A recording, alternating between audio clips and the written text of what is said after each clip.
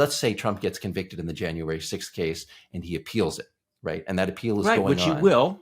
Right. Correct. And right. So we've now had a jury say that he tried to overthrow the election. What if people don't care, Charlie? What if there aren't enough American voters who care about that? And they just say, I think the economy was better under Trump. Yeah, he tried to overthrow the government, but it doesn't really matter. Well, I know this is the nightmare scenario.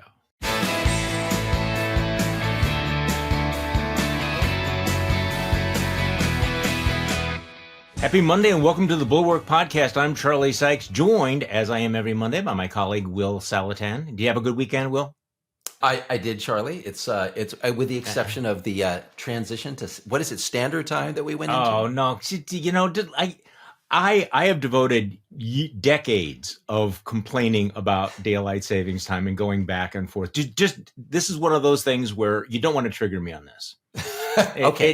It's just the worst thing ever. But just to be clear, all the complaints are about standard time, right? Not about daylight savings time, which is good. Yes, just the switching back and forth, which I'm sure made some sense in 1932 or whenever they did it, that Right. they convinced themselves that it made some sort of economic sense, which it does not. But let's move on. Let's start off with a question from literature. Are you a science fiction fan, Will? Don't know. Used to be more than I am now, but I like it when it's good. Okay. Do you remember The Hitchhiker's Guide to the Galaxy? Oh, yeah. One of my favorite books. Do you remember what was the words that were printed on the book, The Hitchhiker's Guide to the Galaxy? Don't panic. Okay, that seems to be the theme for today. Do not panic, because I got to say, there was an awful lot of pearl clutching, bed wetting. How many analogies do we want to run together over the weekend? We had let's start with these two major stories, because I think they're linked.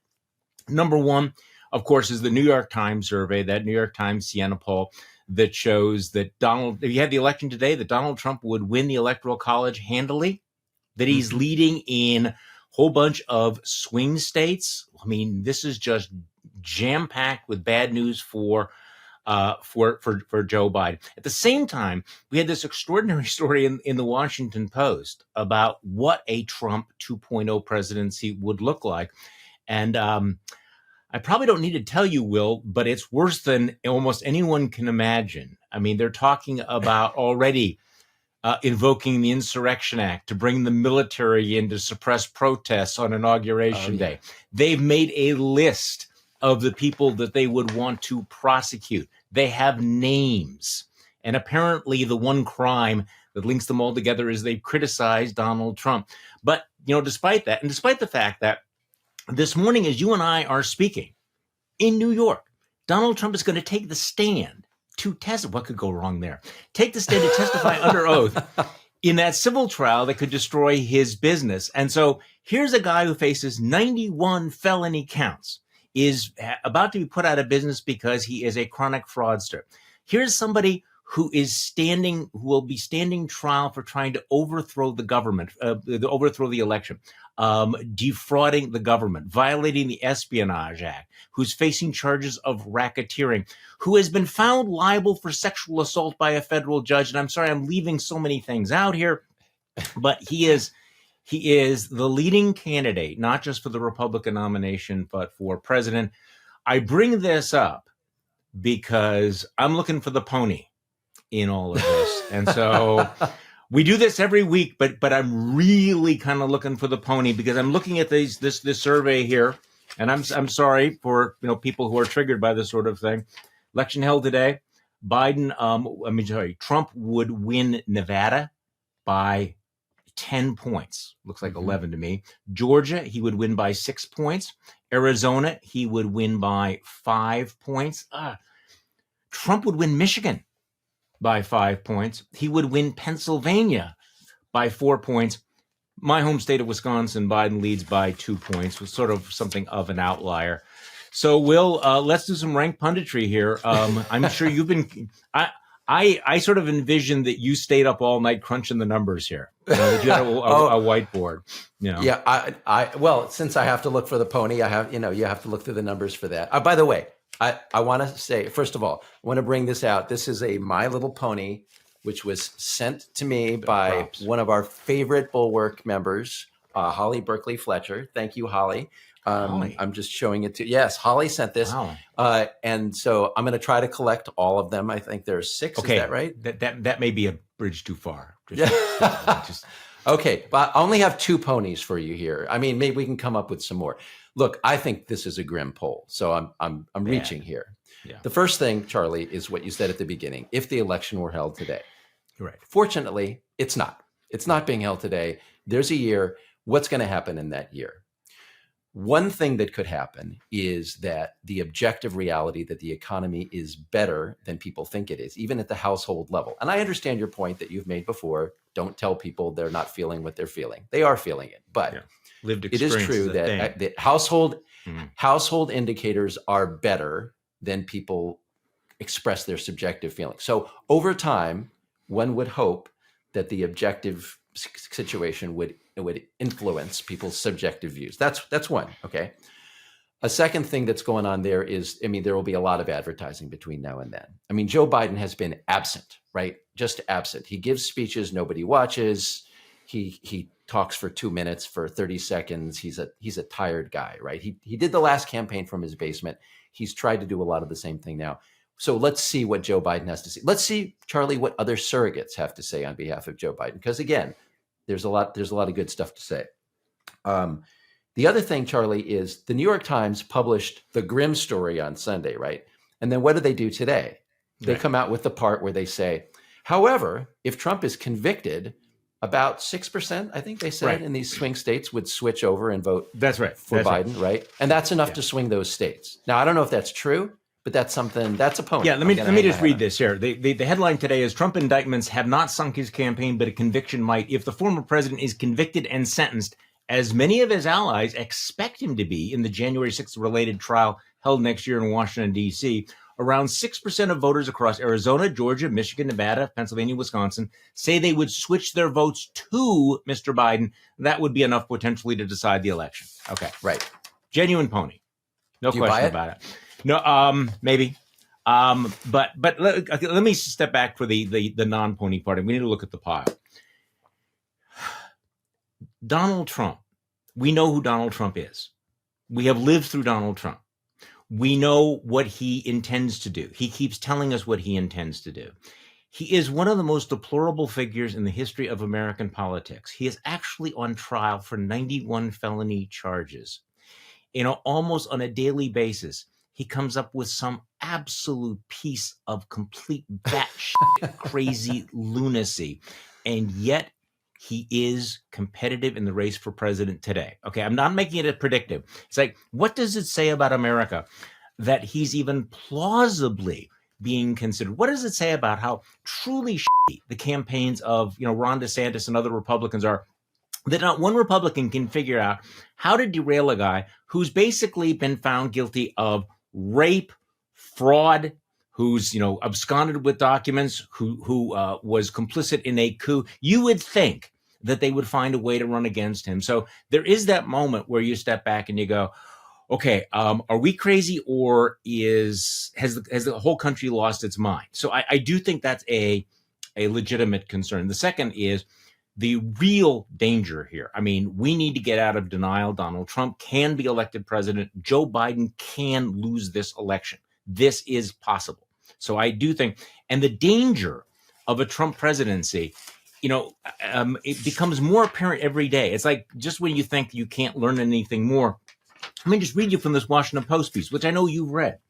In private, Trump has told advisors and friends in recent months that he wants the Justice Department to investigate one-time officials and allies who have become critical of his time in office, including his former chief of staff, John Kelly, former Attorney General Bill Barr, as well as Attorney Ty Cobb and former Joint Chiefs of Staff Chairman Mark A. Milley, according to people who have talked to him. Okay, so he's come up with a list of people he wants to prosecute. The only thing they've done is to criticize him. Now, it goes on to basically describe that not only does he want to weaponize the justice system, but they're actually, have drawn up plans they've actually drawn up plans. Let me see if I can find this here. That they've drawn up specific plans for using the federal government to punish critics and opponents, And he and his associates are drafting plans to potentially invoke the Insurrection Act on his first day in office to allow him to deploy the military against civil demonstrations.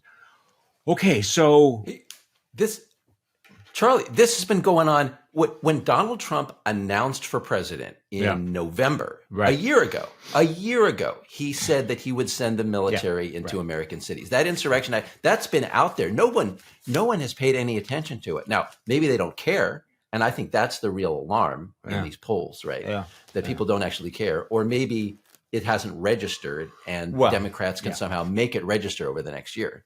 Well, I'm afraid, and I don't mean this to be as snarky as it's going to come off, but it's like 1992 called, Will, and they want their "it's the economy's stupid" line back, because I'm not sure that the economy is going to change things. There's something different about our politics, something genuinely strange, and I'm not sure that anybody fully understands. But can I find some ponies here for you? Go ahead. Because I think there's going to be a lot of ads. Frankly, is not going to be doing it here. And we'll get to what David Axelrod had to say. And I wrote this in Morning Shots. And I am, by the way, I am not a unskew the polls kind of guy. I'm not a kind of guy that will dismiss the polls easily, because I do think that the polls are consistent in saying Joe Biden is in trouble. And I mean, you really have to be in trouble to be losing to Donald Trump.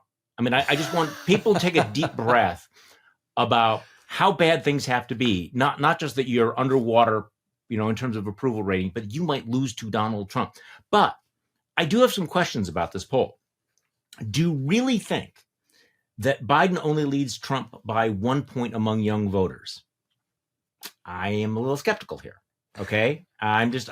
Young voters may have their own issues, but I'm not sure that Donald Trump is tied among young voters. So what happens if younger voters come back home to Joe Biden? Those numbers change. Okay. Do you really think that Hispanic voters are flocking to Donald J. Trump and that they put him within single digits in the polls? A little skeptical about that too. What happens, again, if those numbers revert to the norm? If Hispanics realize, hey, this guy has actually been running against us and hates us, maybe we shouldn't vote for him. Do you really think, okay, back to this New York Times poll, seriously, do you really think that Donald Trump is going to draw nearly a quarter of the black vote? That Donald Trump is really going to be getting 22% of the black vote? What happens if that drops back into single digits, as it will? What does that do to the numbers? So, I mean, part of this is just like, these numbers are horrible. There's no question about it. And I'm not trying to be a denialist about it. But I'm also saying that if you're Biden's people, you say, okay, we can get those voters back. We're never going to get the MAGA voters. We may have lost this other group of voters here, but there's no way that Donald Trump's getting 22% of the black vote. What do you think? Am I being too optimistic here? I mean, what? I kind of. Yeah, I mean, look, Charlie, it's a fine line between skepticism and denial, right? And I think you're right. You haven't been an unskew the polls guy. True. No. But I worry every time I hear, I've hung out with Democrats and progressives my whole life, and I've heard this a lot. Charlie, I remember somebody saying in 1984 when Reagan was about to crush Mondale, the polls can be wrong. The polls can be wrong. So this has been going on the left for a long time. Okay. So I believe in taking this stuff seriously, because if it ain't exactly like 22% of the black vote and 42% of the Hispanic vote, this is at least a signal that it's higher than it ought to be. Right. It is a warning. And these polls are a way to puncture one's preconceptions, right? About, we've got this in the bag. Because, Charlie, I hear people on the left say all the time, look, Donald Trump is a racist, right? Yeah, so how could any self-respecting Latino, how could any self-respecting Black American vote for him? And yet some do, more than you would think. This is a warning. You saw what the reaction was over the last 24 hours, which I thought was rather significant. David Axelrod, who is an Obama-era guru, a big Democratic player, commentator, put out tweets suggesting that maybe it's time for Joe Biden to take his gold watch and leave. Our colleague Bill Kristol is also saying that it's time for Joe Biden to announce that he's not running for re-election. I have to say that I am squishy on this issue. Okay, let me explain two things. Number one, because I don't know what the plan B is. I mean, I think the problem is that you have not made the case that anyone else would be stronger. On the other hand, and this is what I wrote about this morning. We need to be crystal clear about the priorities of 2024. The priority of 2024's main challenge is not reelecting Joe Biden. It is stopping the return of Donald Trump. Mm-hmm. And so the question is Biden the best person to do this? How do we do this? This coalition is very fragile. It's very obvious that the anti-Trump centrist coalition is under a lot of stress and strain, particularly with Israel, Hamas.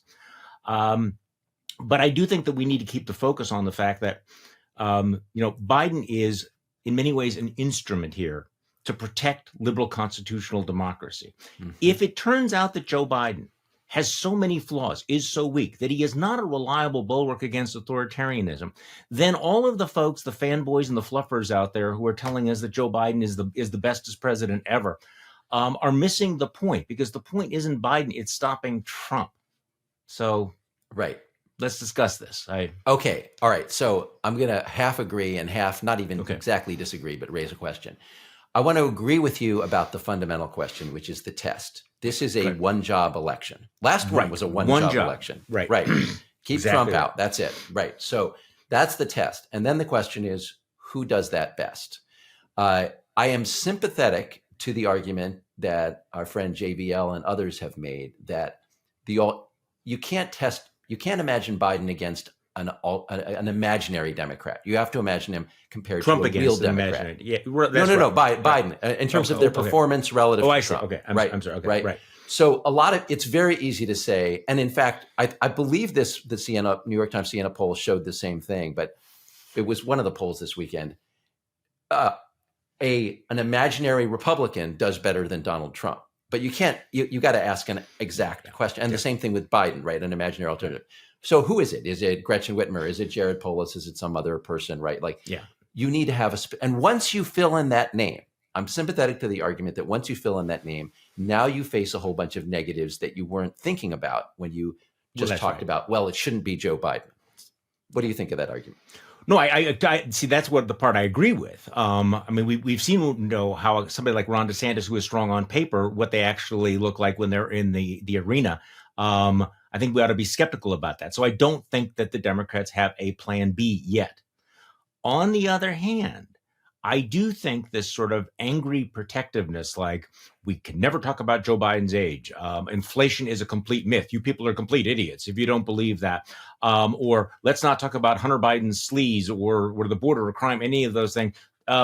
You're betting the future of constitutional democracy on the fact that those things won't matter. And here's the reality check. They do matter. Voters are paying attention to them. So I do think there is this defensive-ness that, and again, you can make the case that Joe Biden has had a successful term without saying, and therefore deserves a second term, or that he's the best candidate to protect us from Donald Trump. So I guess this is where I dissent from the Biden is better than Obama. Biden is the best president since Harry Truman. Sort of line here. Because I want to be focused crystally clear on this is not about the affirmation of Bidenism. For me, it's about stopping Trumpism and the illiberal authoritarianism. I mean, I am single-mindedly focused on that. If Joe Biden's the guy, fine. But if he's not the guy, then it misses the point completely to go all in on, writing fan fiction about him. Yeah. Can I just say I'm really enjoying this conversation because I feel like I'm in a one-on-one focus group. Now, I don't matter. Okay, right. I don't matter. I'm a lib. I live in Maryland. I'm going to vote for Joe Biden. Right. But I'm talking to a conservative who lives in Wisconsin. Right.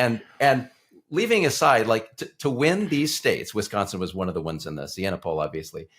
To win these states, people like me are not enough. And the whole game is, can we get, people like you, and then there's lots of other people who are, Right. swing constituencies. And so it can't be about it. I think the argument that's going to get a lot of folks like you is the negative argument. And so even if I believe in some of the affirmative arguments, we got to make now.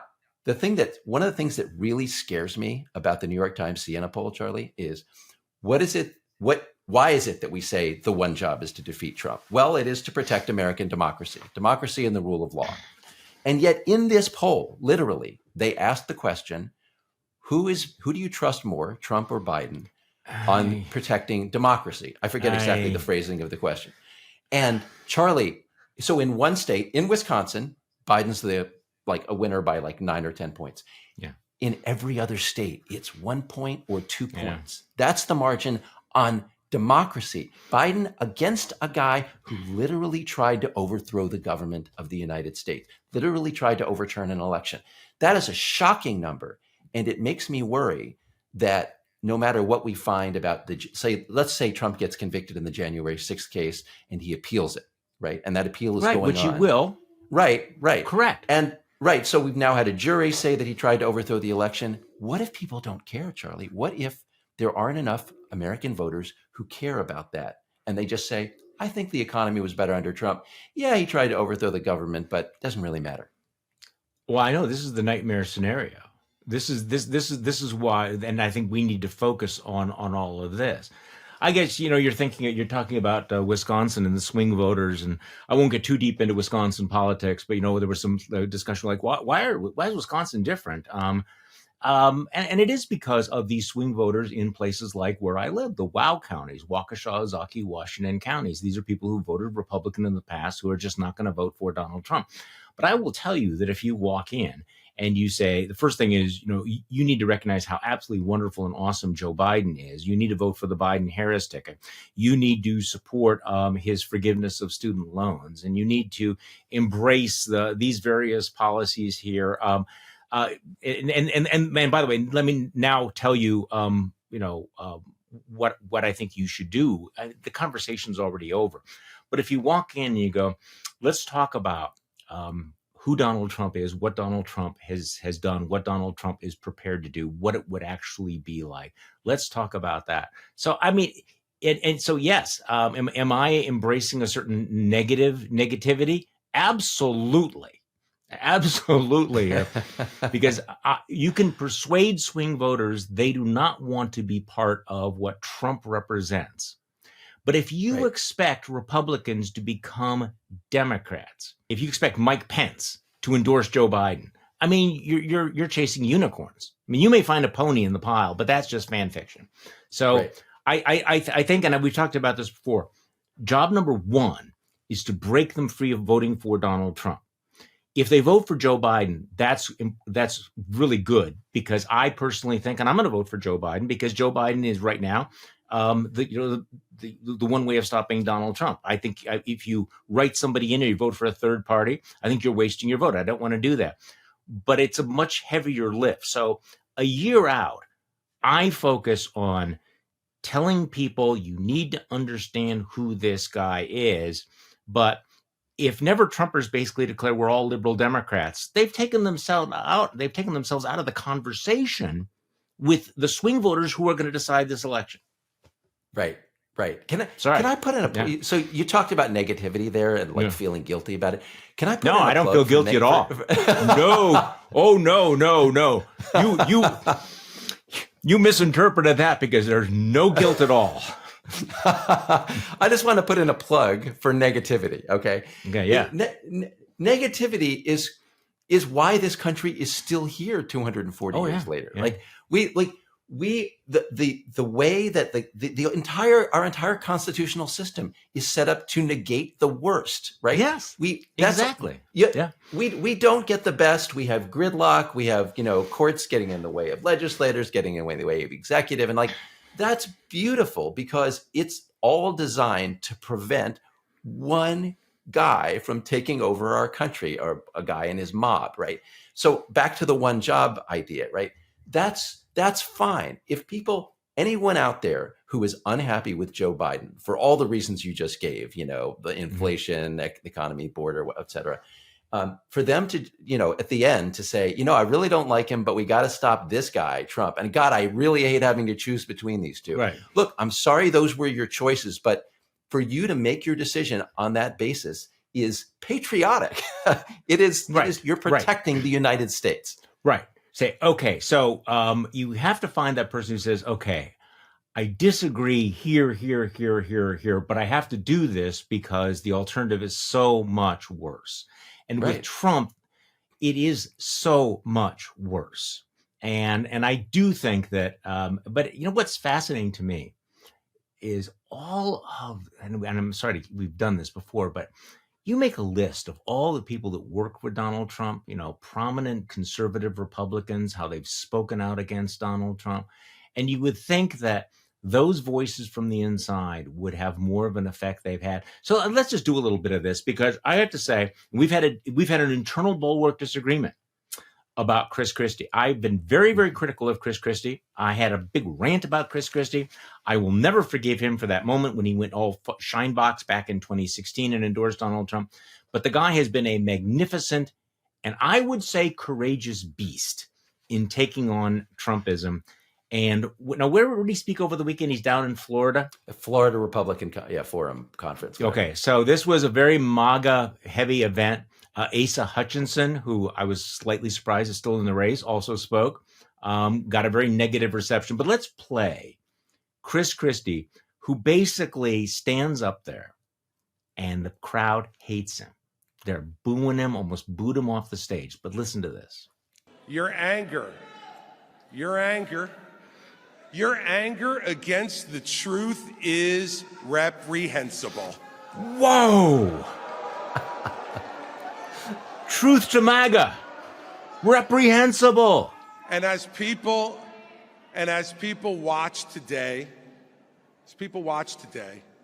if your arguments are so strong, if your arguments are so great, and mine are so bad, then just keep quiet.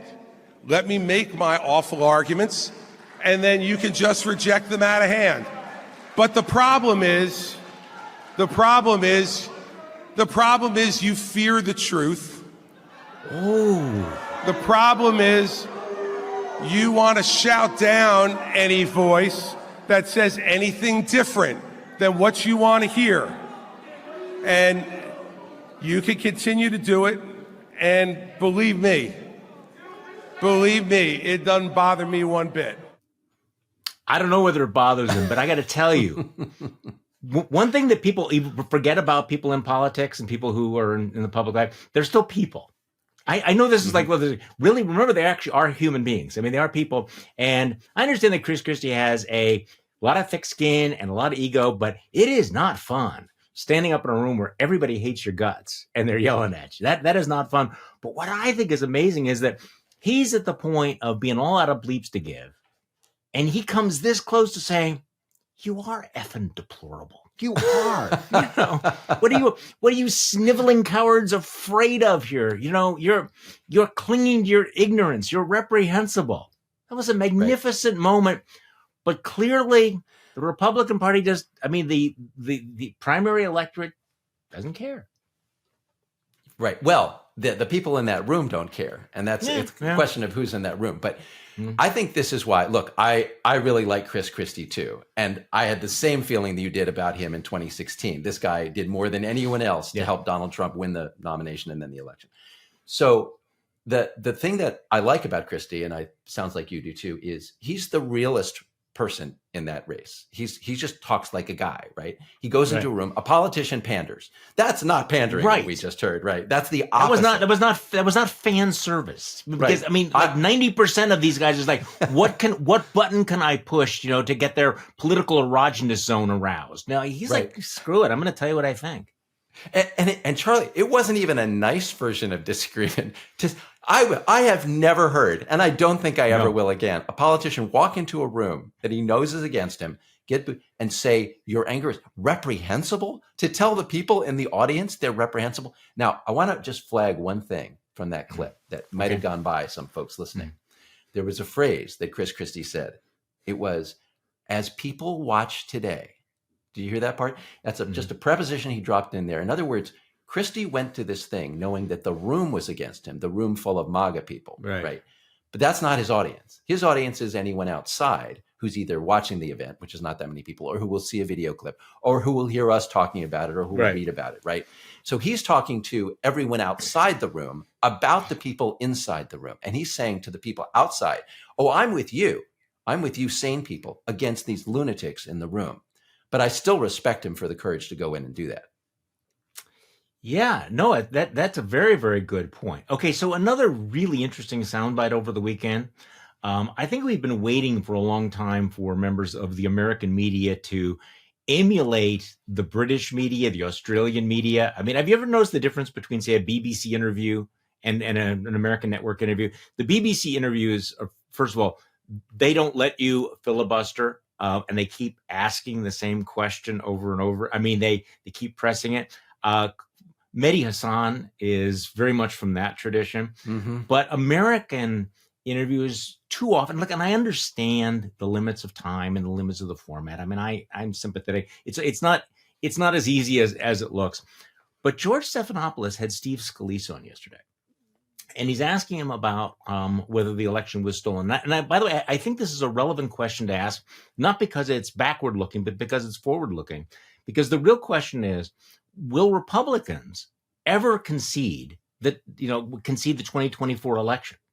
I mean, I don't want to get ahead of ourselves here, but is Donald Trump ever going to acknowledge that he loses next year? If he loses next year, and will it become then an absolute litmus test for Republicans in the House of Representatives to reject the results of the Electoral College? I think it's more than a 50-50 chance. We've seen that with the unanimous vote for Mike Johnson, one of the full-throated election denialists.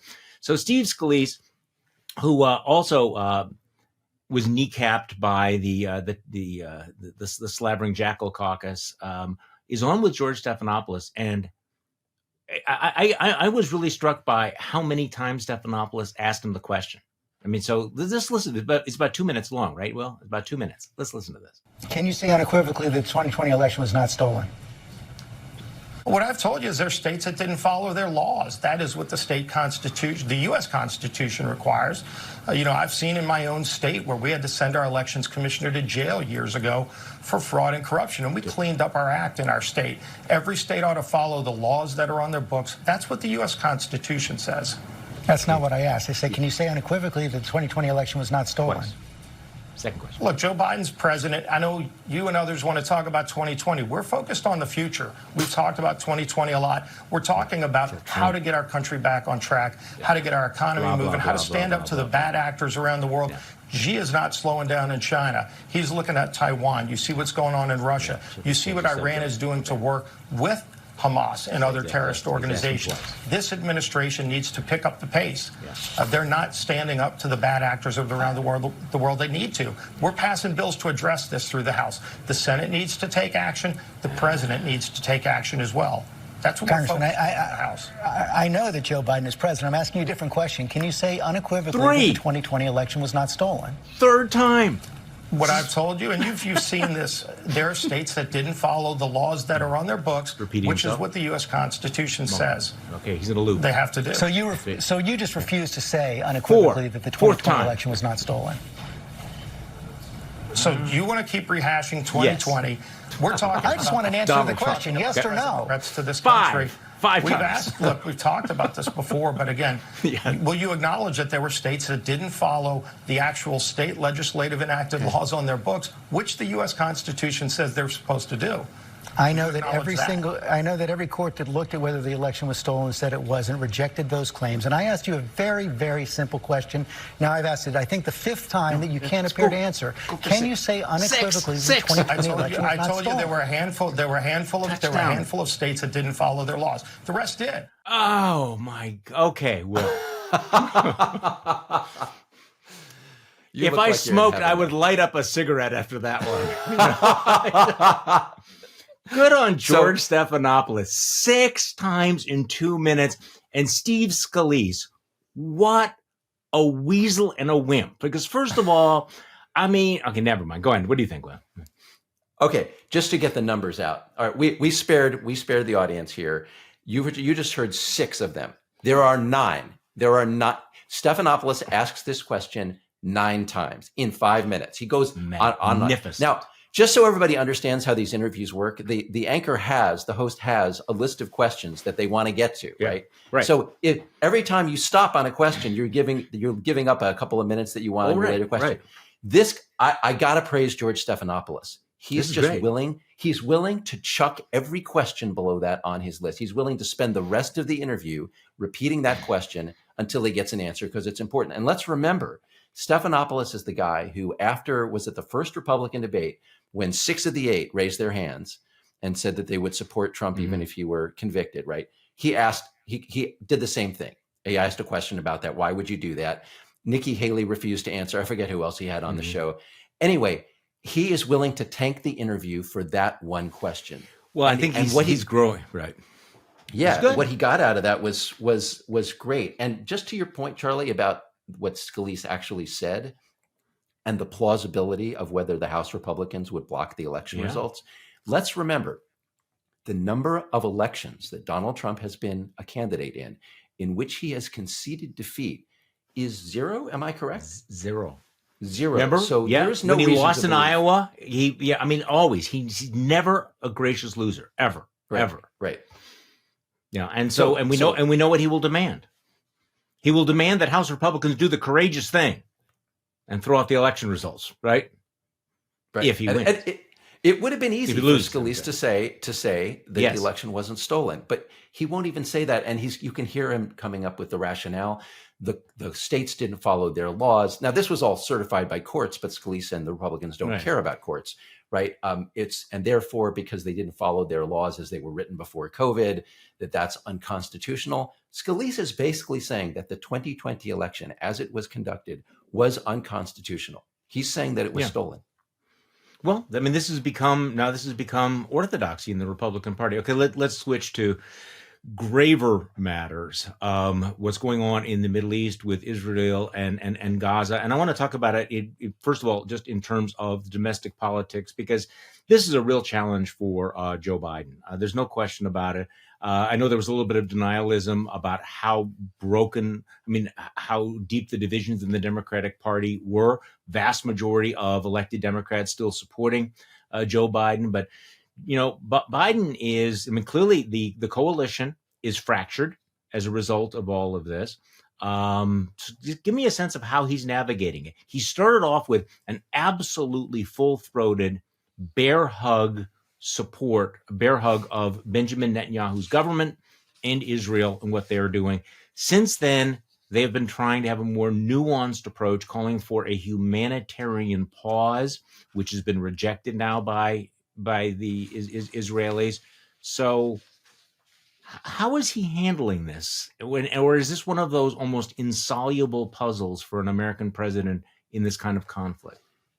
Well, the basic problem that Biden has is he's taken a position which is popular in the United States, but the facts on the ground have changed over time. As you and I said at the very beginning that this was going to happen. At the beginning, you have 1,400 murdered people in Israel, just a massive terrorist attack. Everybody's with Israel. And then as the response begins, the military response, you have the Israeli death count stays the same. The Palestinian death count increases, many times more. So it's not clear exactly how many, but there are thousands of civilians. Israelis are still dying, by the way. In the conflict, there are Israeli soldiers, so it didn't just Israeli soldiers, but the attack on Israel happened at the beginning. And just to be clear, yes, there are still rockets being fired into Israel, but there is Iron Dome, right? In Gaza, there are still now thousands. And some of those hostages may be being killed. Well, I'm just pointing out that it's not like, it's like, okay, so the bad thing happened and then that stopped and now it's other bad things happening. No, well, the main argument that I would concede on your side, and I hate to call it your side because I am Jewish and I support Israel. This is right. The main argument I would agree with you here is let's not forget the attack, the worst massacre of Jews since the Holocaust, right? Yeah, let's not forget that. And that's very easy when you have a 24-hour news cycle to forget that. So I fully agree with that. But it is still a fact that what's going on day by day is, bombing and killing in Gaza. And although it is aimed at Hamas, Israel is not targeting civilians, but it's very hard, particularly when Hamas uses human shields, not to kill civilians. Right. So as that number keeps going up and as people see the scenes of death in Gaza, Biden's position becomes more difficult. And that's part of why you see Biden and Antony Blinken saying, let's have a humanitarian pause. Yeah. You see Blinken going to the West Bank, talking about a two-state solution. I'm sure people in Israel are like, what the hell? Talking about what can we do for a Palestinian state when we just had an attack from a Palestinian territory on our civilians, right? But politically, that's what the United States needs to do. And it is important to show the Palestinians and to show the people in the Arab states and the Arab governments that there is a way other than violence that can lead to the justice for some sovereignty for Palestinians. It doesn't seem. I'm trying to think of what scenario would be would be better for Biden at this point, because as you point out, he is sort of trapped. Okay, now second guessing is a little bit unfair, but it's also the third oldest profession. I just wanted to see that I said it. So in retrospect, was Biden's trip to Israel a mistake, a political mistake? Now, at the time, I thought it was bold. I was all in on it. But in retrospect, as you look at it, because you look around the world and also in progressive circles, and there is a lot of skepticism toward Israel, much more sympathy, growing sympathy for the Palestinians, and yet that image, he was there hugging Benjamin Netanyahu. Mistake? No. I'm fully with Biden in that. And remember, he went to Ukraine too. Yes. Biden has a bigger agenda here. Let's remember, Biden and Mike Pence gave Biden a lot of grief about this, that, gauzy speeches about democracy. Yeah. Biden actually believes this stuff. He believes there's an international fight, global fight going on between autocracies and democracies. Yeah. And so he's going to Ukraine. He's going to Israel. He's saying we're all connected. Which is gutsy, which requires actual courage. Yes. Right. And there was a massacre of Jews. It was enormous. And so he was exactly right to do that. And now he's just got to navigate the evolving circumstances. And he's got to, and it's important to tell the Israelis that we have their back, because if the Israelis don't believe that, then there's a little bit of danger about what they might do. And I think he wants some leverage with them to limit the civilian casualties. So I don't have any problem with that. All right. So just on a different note, I mean, my main a focus, I was going to say obsession, but yes, obsession, is trying to think about what's going through the minds of the folks that are tearing down the posters of the kids who've been kidnapped. It just strikes me, first of all, as a self-destructive, in terms of the cause, but also the degree of animus. And I think this is one of the things that's kind of shaken our politics, because you kind of realize that these are people that you might have thought of as being roughly on your side in terms of politics, and suddenly you realize, no, we have a really radically different, moral code.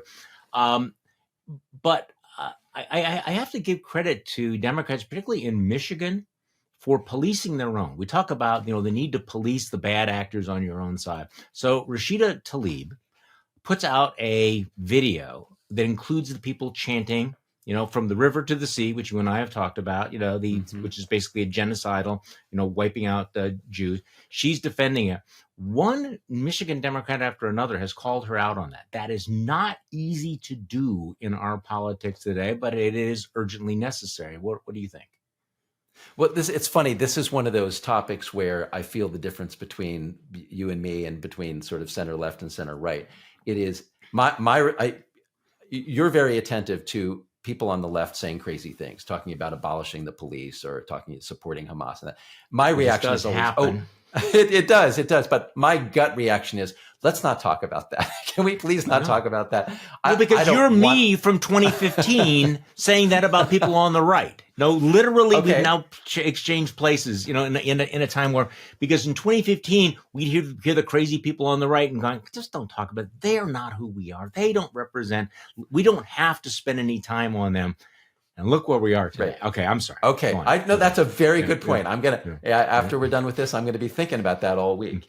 But my reaction is I don't want to talk about Rashida Tlaib, and I also sort of part of me wants to defend Rashida Tlaib because we have a lot of Jewish members of Congress, but we don't have a lot of Palestinian members of Congress. I think she's the only one. Is that right? Palestinian American, and so she's going to feel viscerally the pain, the suffering, the death in Gaza, and she's going to talk about that. I'm sympathetic to her on that. I think it's good that we have that voice. But you raised something very specific. That video she put out has people chanting from the river to the sea. If you are the only Palestinian American representative in Congress, you have a responsibility. And I would say the same if there were one Jew. I would say the same about all the Jewish representatives in Congress. You have a responsibility to represent your point of view, your people, your interests, your concerns in a way that is not alienating, right? And if you put out in your video, as she did, from the river to the sea, you're telling America that the position of the Palestinian American community, as expressed by you, is the abolition of the state of Israel, right? Well, because there's a sea, sure. there's a sea and there's a river, right? And if you go from the sea to the river, there ain't no Israel in between. There can't be one under that definition. Well, and by the way, talking about policing, guess who was on TV this weekend talking about this? They interviewed Bernie Sanders on CNN. I know. Now, that was Jewish. amazing. Yes, right. Mm-hmm. Yeah, and Bernie said, because he's not up on this, but he said, well, if from the river to the sea, if it means abolishing Israel, then that's wrong, and I'm against that, right? And it's important for voices like Bernie to say that, so I'm glad he did. It is. I mean, let me pick one little nit here, is that Rashida Tlaib does not just represent Palestinian Americans. She is a U.S. congressperson who represents a lot of constituents. And so I understand the identity politics card you played there. But she also represents a lot of people of different backgrounds, and I don't think has less an obligation to represent other Americans as well. Okay. You want to slap back? About the identity policy. I agree with that. And I don't know the exact composition of her district, but this would be true whether you're Jewish, whether you're Latino, Black, Palestinian, whatever your ancestry is. You do have to be certain that you're representing your district as a whole, because very seldom is if you're a minority, very seldom is your minority enough to get you reelected.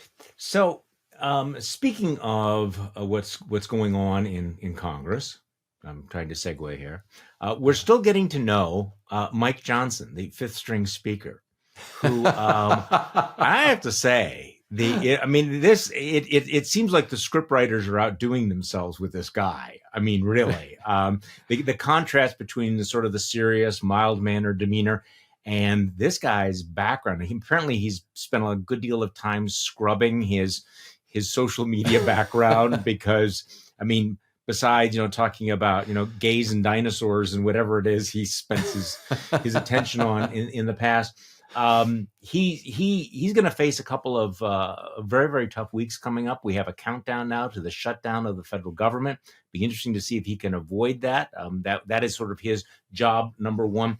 But he was on over the weekend as well, talking about this whole linking Israel aid to the IRS gambit. I'd like to get your thoughts on the other side, Will. Here is Speaker Mike Johnson. What a concept. We're trying to change how Washington works. And so by taking that money from this giant fund, over $67 billion that's sitting there to build up the IRS, we weighed those priorities and said, you know what? It's more important to protect Israel right now than it is to hire more IRS agents. Apparently, Senator Schumer disagrees with that, but I'll take that debate to the American people all day long. All right. So when Mike Johnson says we'll take that debate to the American people all day long, that's his way of saying we did this deliberately. We House Republicans attached Israel funding, which everybody wanted to support, to defunding the IRS in order so that we have a political issue that we could. So if Biden vetoes this or the Senate rejects it, then we're going to say that Democrats care more about the IRS than about Israel. But that was totally unnecessary. You should have just remember, the Republican argument was there shouldn't be anything with the Israel money. The Ukraine money shouldn't be in with the Israel money. But we're going to stick the IRS in there. So it's a political dig. And what I really wanted to flag here is Mike Johnson talks about, and he talks in this interview about being a Bible-believing Christian and a person of faith. What he's trying to project is earnestness. I'm not just another politician. I'm a sincerely devout Christian. Right. What he's doing here is playing standard Kevin McCarthy politics, but he's doing it with that pious face. And it's deceptive, it's dishonest, and it's insulting to faith to pretend that you are somehow not playing normal politics, that you're being a righteous person.